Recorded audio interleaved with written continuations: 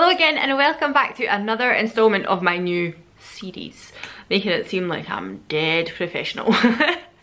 If you are new around here, then hello and pleased to meet you, and if you are rejoining, then hi and thanks for coming back. This video is going to be about the pH scale. Now, pH scale, how do people say it? People in America maybe say it a bit different from me, I don't know. But basically, we're going to cover why pH in skincare is important, why we need it, why we need to know about it. I think that is very, very important. In my kind of skincare intro basics type situation, I talk to you about how to read the back of packets and how you should kind of look at an ingredients list, and the higher up the ingredients list is, then basically that means there is more of that ingredient in that product. If you look at an ingredients list and you read it and the very first thing that it says on it is aqua or water, then that means that water is the main component of this product. Then you kind of go down and there will be all sorts of other ingredients. I am not a scientist, I am not a biochemist, I am not a microbiologist.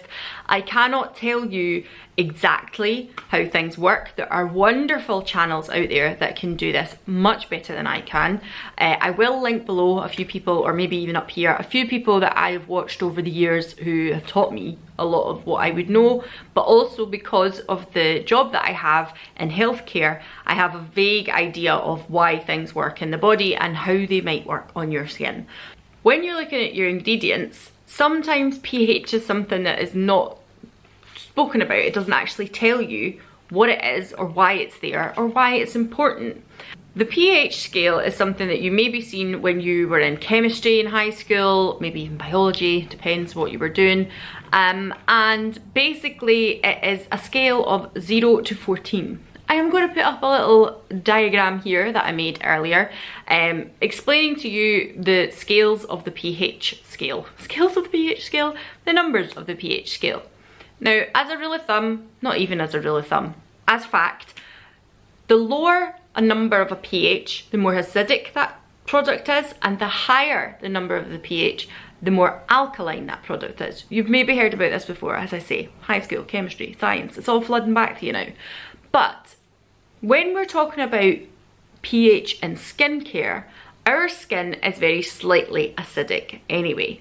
Our skin is around about a pH of 5.5, and you want to keep that nice and balanced, in equilibrium, as we should say.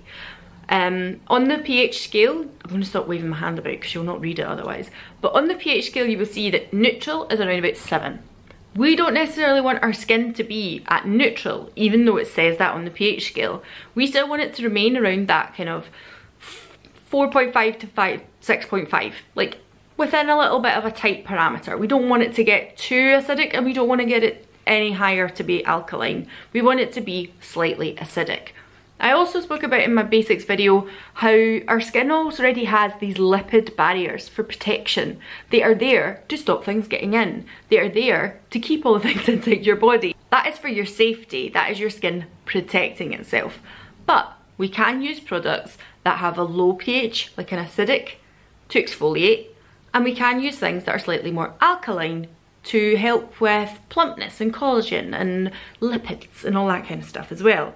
The reason that I think it's really important to know about the pH scale is because in this day and age, when we are bombarded with everything to do with skincare and use this and use this and use that and use this and this one does this and this one does that, because if we are shoving everything on our face at once, they may cancel each other out. Now, I could speak individually about each active ingredient, but as I said in my starter video, I will do that. I will go into that in a bit more depth. So we're going to be, again, quite vague, quite umbrella termed over here today. So this is a lactic acid and this is a peptide serum, the Buffet and the lactic acid from The Ordinary. They are two products that I really, really enjoy. Would I use them at the same time though?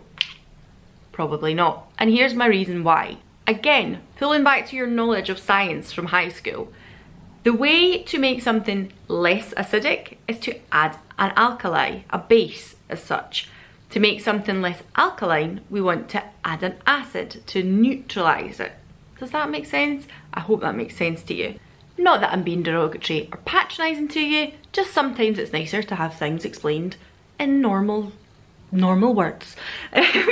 So If you pay £20 for the buffet, it's not as expensive as that, but let's just say you pay £20 for a peptide serum and you pay £20 for an acid to do exfoliating treatments on yourself.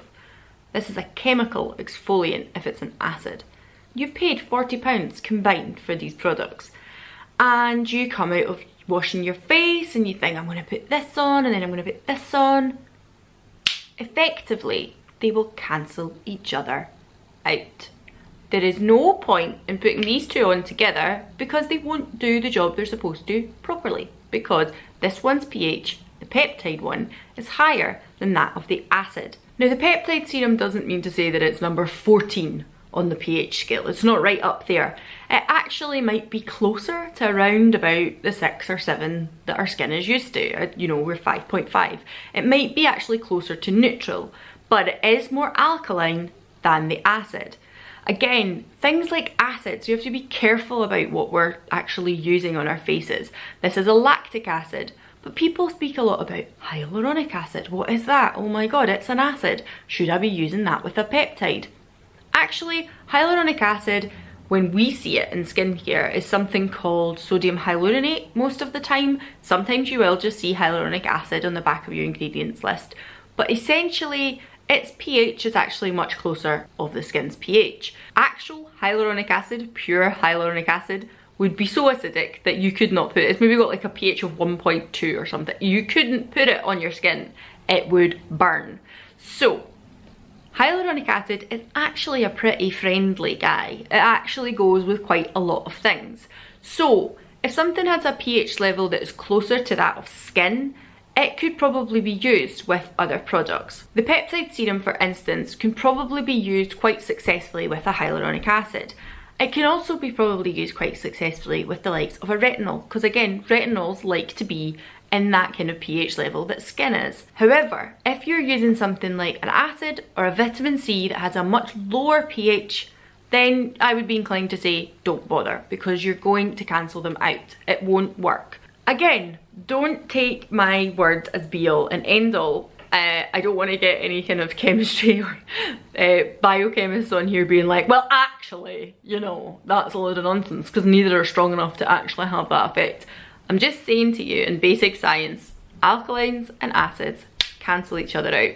So you probably don't want to be putting your £20 peptide serum on with your £20 acid exfoliant, because you're gonna just burn your money. You may as well have just burnt it. There'd be no point to it. Another thing that I would say with regards to the pH scale, the pH barrier, the lipids that sit on top of your skin, just a little kind of word of warning, is don't over exfoliate your face. Don't over exfoliate, don't over cleanse your face either. Neither is very good for it. We have skin that knows how to equalize itself. Our skin usually knows what to do. If you over exfoliate your skin, you think, oh god, like I'm really dry, I'm really flaky, then you essentially are taking away that top layer of dead skin, and there's lots of little fresh baby cells underneath, and they're like, wow, yay.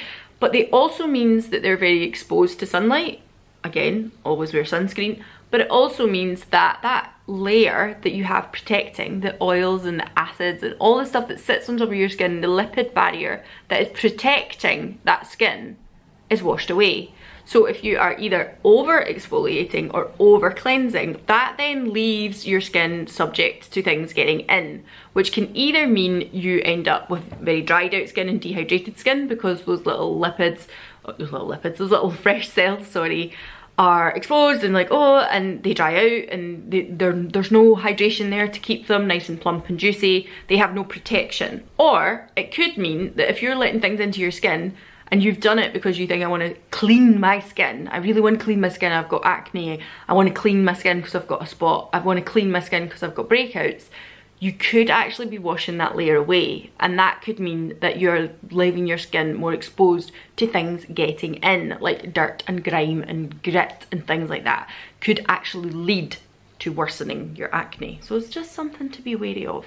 The other thing I would say is, a lot of people, a lot of the time when you see, you know, experts here on YouTube, and that's not me undermining anybody, I watch a lot of people, I like a lot of their chat, but I think we have to be aware of informed choice and watch videos and read things and make your own choices on things.